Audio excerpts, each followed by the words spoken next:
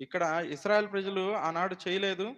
అదే మాదిరిగా ఈ దినాల్లో కూడా మనం చేయలేకపోవటానికి గల కారణం ఏంటంటే చూడండి 26 మొదటి వచనం నుంచి చదువుదాం.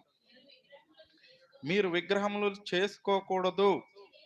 చెక్కిన ప్రతిమలను గాని, బొమ్మలను గాని నిలువ పెట్టకూడదు. మీరు సాగిలపడుటకు ఆ! మీ దేశంలో నిలువ పెట్టకూడదు. నేను మీ దేవుడైన యెహోవాను. ఇశ్రాయేల్ ప్రజలకి ఏం చెప్తున్నాడండి అక్కడ?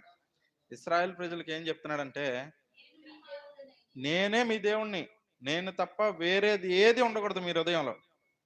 ఈ దినం మనకు చెప్తున్నాడు. ఆ దినాల్లో అక్కడ ఇశ్రాయేల్ ప్రజలకి ఆళ్ళ దేశంలో ఏది ఉండకూడదన్నాడు.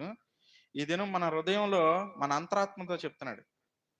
మన హృదయంలో ఇంకా చెక్కబడినవి ఇంకా ఉంటున్నాయి. ఎన్నో ప్రతిమలు ఉంటున్నాయి. ద్వేషించే ప్రతిమ, ప్రేమహీనత అయిన ప్రతిమ,